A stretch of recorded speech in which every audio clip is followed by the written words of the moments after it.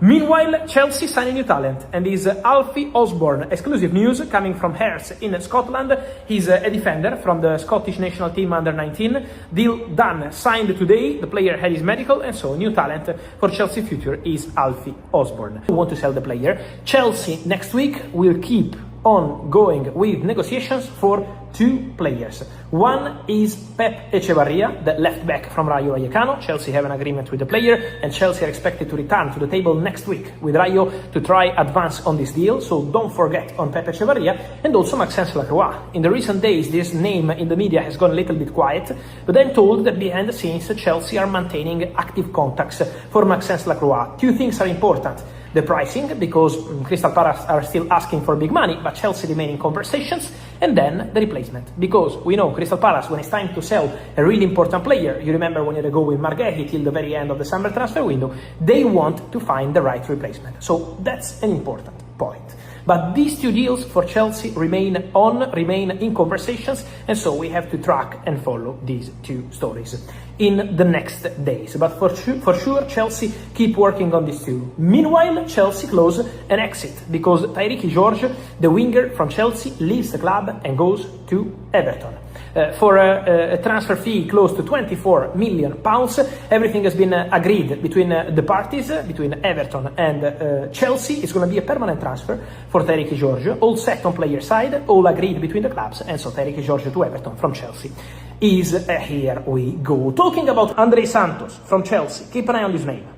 Manchester United have Andrei Santos on their list for the new midfielder. He's a player who is not a new name on Manchester United list. Man United already a few months ago were considering Andrei Santos. He's always been on short list.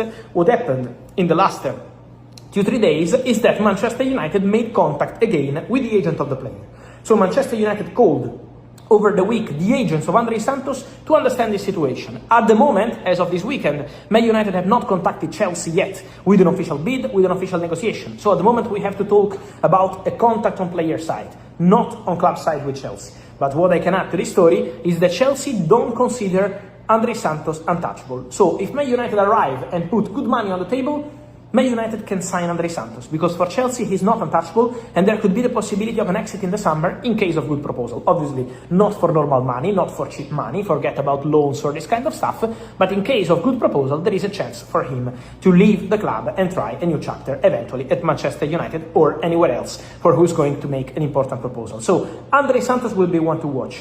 Back in February and in March, twice, February and March, Man United met with the agents of the player and they had discussions. You remember at the time the name linked with Man United was Bruno Guimaraes, but he shares the same agents with Andrei Santos, so there was a conversation about this possibility, and the name mentioned was Andrei Santos. Now for Chelsea, again, also with Xabi Alonso, he's not untouchable, so there could be movement.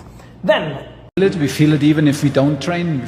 I felt, for example, a slight headache, and in the hotel room through the day, didn't sleep as well as the days before, but nothing that you cannot handle and you cannot adapt.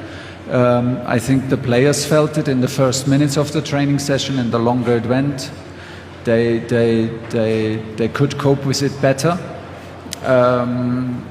It's just what it is. We cannot physically adapt, it's just impossible. But we are here one day before to experience it, at least, to not have all the first time experience tomorrow in warm-up. So we will have tomorrow's warm-up, especially with a flight of the ball, with a bit of short of breath. I think it's not a coincidence that Mexico starts their matches normally at home turf, very, very strong, very front-footed, very aggressively, because I think the first 15-20 minutes will be maybe the toughest for us.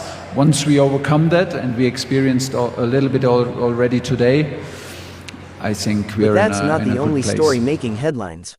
There are also fresh discussions surrounding Pep Chavarría, while questions continue to be asked about the future of George and several other players who could leave Stamford Bridge before the transfer window closes.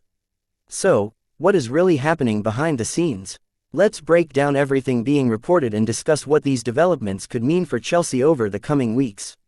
Before we begin, don't forget to subscribe to the channel, leave a like, and turn on notifications so you never miss the latest Chelsea transfer updates.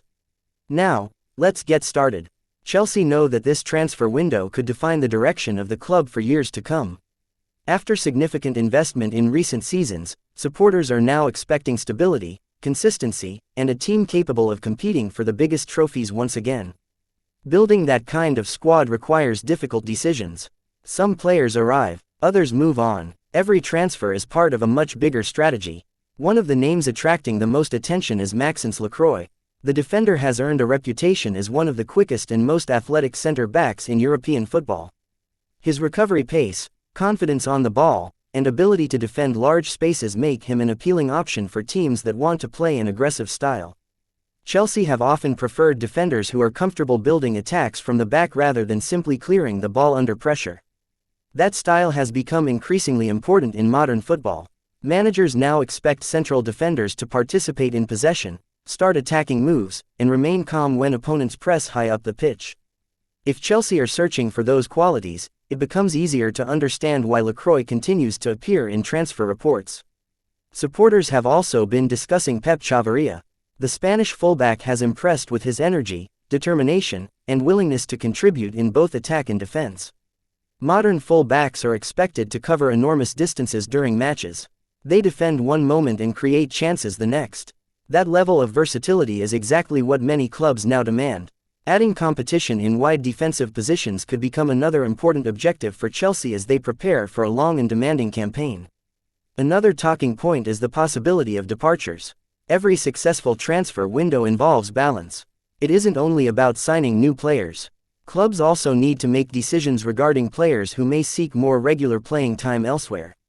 Allowing certain players to leave can create space for new arrivals while also helping maintain a balanced squad.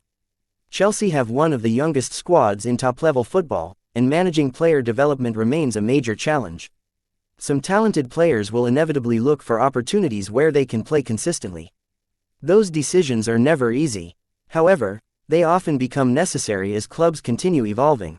One aspect supporters should remember is that transfer negotiations rarely move in a straight line. Discussions can